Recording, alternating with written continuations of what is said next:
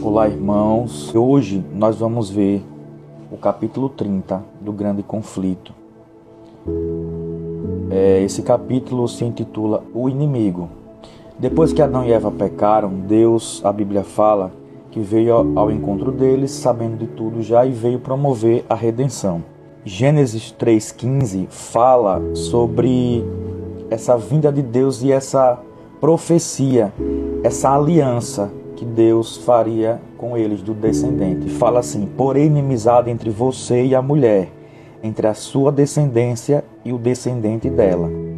Este, o descendente da mulher, lhe ferirá a cabeça, e você, se referindo à serpente, que a gente sabe que é Satanás, lhe ferirá o calcanhar. Aqui fala, Ellen White diz que os anjos que foram expulsos lá do céu, que começaram uma rebelião com Deus, esses anjos decaídos juntos com os seres humanos que estavam agora em pecado depois da desobediência de Adão e Eva, eles se uniram em desesperado companheirismo.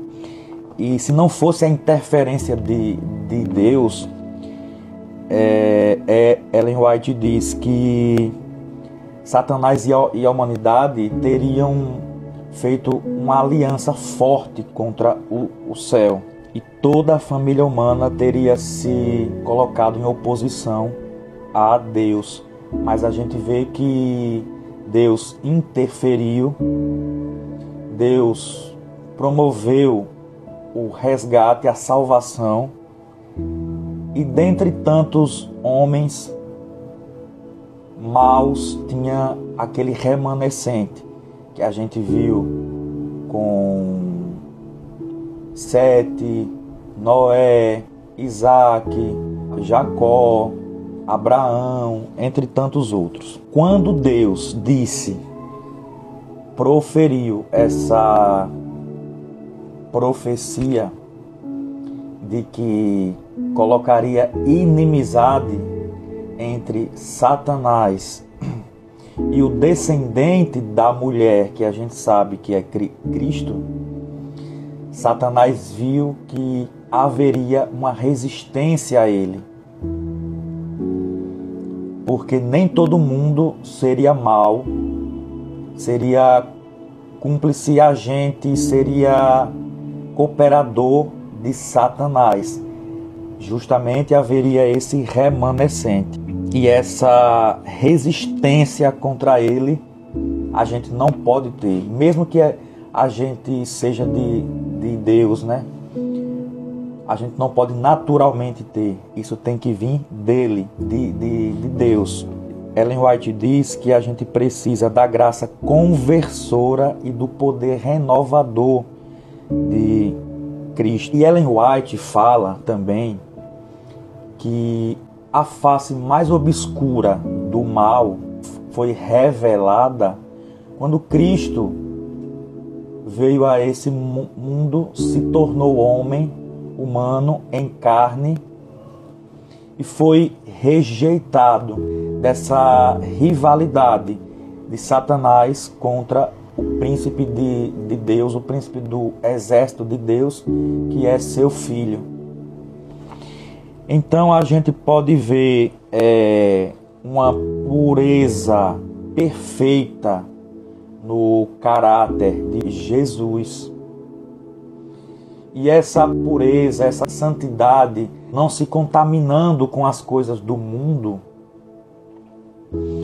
suscitou muito mais ódio ainda em Satanás. E Cristo negava constantemente seu próprio eu. E é justamente o oposto de Satanás. Satanás não negou seu próprio eu quando quis ser como Deus. Quando Deus apresentou para ele uma redenção, ele não subjugou o próprio eu. E Cristo sempre estava se subjugando, sempre estava se humilhando. Porque aí lembra daquilo que a Bíblia diz: aquele que se humilha será exaltado. E houve como eu disse, esse companheirismo entre Satanás e seus agentes e os humanos maus. Para quê? Para perseguir Cristo e após os seus seguidores. Isso revela a grande inimizade entre Satanás e seus seguidores contra o nosso Deus. Todo aquele que resiste à tentação desperta a ira de Satanás. Cristo e Satanás nunca entrarão em harmonia. Quanto mais a gente resiste às tentações, mais a gente é perseguido. Porque Satanás odeia aquele que anda nas pegadas do nosso Salvador.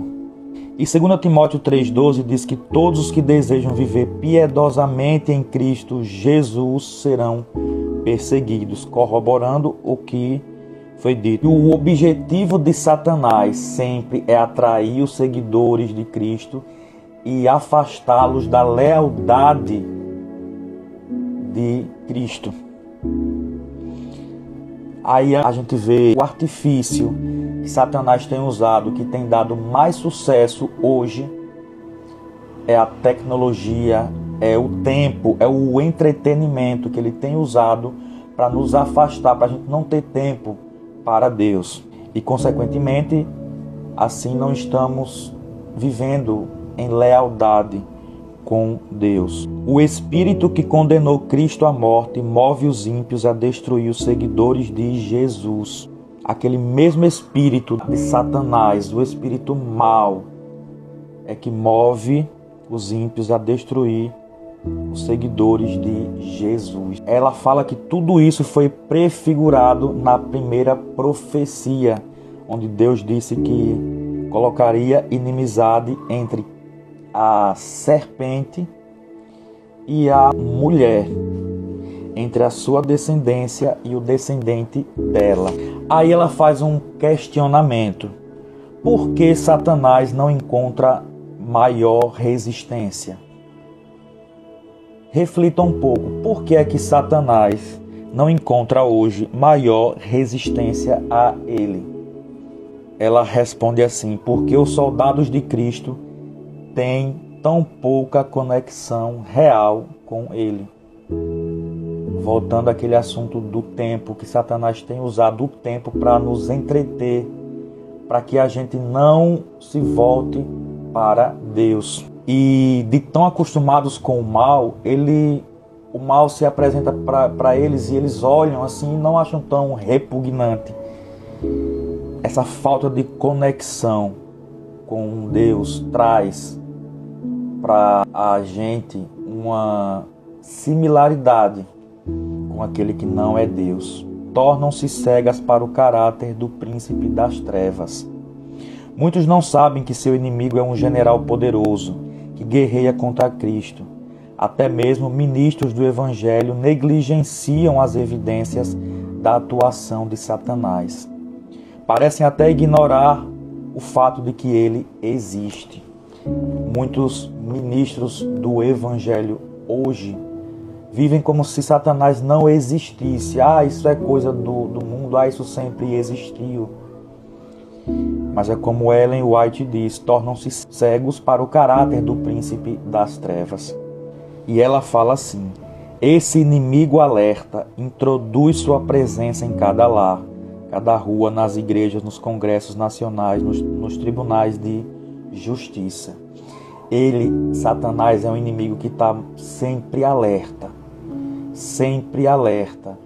mas ele consegue enganar a gente, fazendo com que a gente se esquive do que ele faz, no sentido de não fixar naquilo que ele faz, para ver qual realmente é a face dele. E assim a gente vai se acostumando com as maldades que são geradas hoje. E a gente acaba achando normal. Ele está ocupado causando perplexidade, engano e sedução, arruinando por toda parte a alma e o corpo de homens, mulheres e crianças. A gente vê hoje pessoas que estão conformadas com os padrões do mundo, que o mundo exige. Ele seduz todo tipo de humano, que muitos acabam não resistindo. Ele separa famílias, plantando sementes de ódio, briga, rebelião e homicídios. É o que a gente mais vê, né? O mundo parece pensar que foi Deus quem decretou essas coisas e por isso elas precisam existir. Muitos dizem que tudo vem da permissão de Deus e que isso foi Deus que permitiu. Foi Deus quem causou até. Porque Deus, ele é o responsável pela harmonia, pelo bem do universo. E se ele não age contra essas coisas, é porque ele é cúmplice. Muitos acham assim. É porque ele é o causador. Mas não é bem assim. Há um inimigo, há uma guerra, um conflito, um grande conflito. Que Deus, ele escolheu não usar as armas poderosas que ele, como Deus, pode, porque seria, nesse contexto, injusto. Então ele usa a única arma capaz de lutar com Satanás. A arma que Deus usa é o amor, é o caráter dele contra o caráter daquele que se rebelou contra ele. Seguindo os costumes do mundo, convertendo a igreja ao mundo, nunca o mundo a Cristo. A gente leva muito o mundo para a igreja. A gente não acaba convertendo o mundo à igreja, mas a gente acaba, infelizmente, convertendo a igreja para o mundo. Quando enfrentamos provações por fazer aquilo que Deus deseja, podemos ter a certeza de que Ele vai nos proteger. Se a gente buscá-lo de todo o coração, buscar a sua força, como Cristo buscou naquele deserto da tentação, no jardim do Getsemane, quando ele foi tentado a desistir. Se a gente buscar a Cristo, focar nele, a gente vai conseguir, porque ele disse: no mundo tereis aflições, mas tenham bom ânimo, porque eu venci o mundo. Ele nos dá capacidade porque ele teve capacidade. Se a gente resistir, a gente resiste frequentemente às tentações, a gente não cai. Mas se a gente se colocar em ambientes perigosos, em posições perigosas, em que a gente pode se tornar vulnerável, mais dia ou mais tarde a gente pode acabar caindo. E Ellen White fala uma coisa interessante aqui. Muitas pessoas com intelecto culto e bons modos são instrumentos polidos nas mãos de Satanás, porque não é inteligência, não é cultura, não é doutorado, não é mestrado, não é o que a gente sabe, o que a gente conhece, mas quem a gente é por dentro, como o nosso caráter é, porque existem muitas pessoas analfabetas que têm o caráter sensacional, bondoso, um caráter parecido com o de Cristo, mas tem muitos estudiosos, letrados, cientistas, filósofos que têm o caráter péssimo, que não se assemelha em nada ao caráter do nosso Salvador. 1 Pedro 5,8 faz um chamado para a gente quando ele diz assim: estejam alertas e vigiem. O diabo, o inimigo de vocês, anda ao redor como leão, rugindo e procurando a quem possa devorar. E Paulo, em Efésios 6,11, diz para a gente vestir toda a armadura de Deus para podermos ficar firmes contra as ciladas do diabo. Quais são essas armaduras de Deus? Como é que a gente pode ficar alerta, como Pedro disse? Buscando comunhão todos os dias, sincera e honesta, entregando o coração totalmente nas mãos de Deus estando sempre caminhando com Ele como Cristo.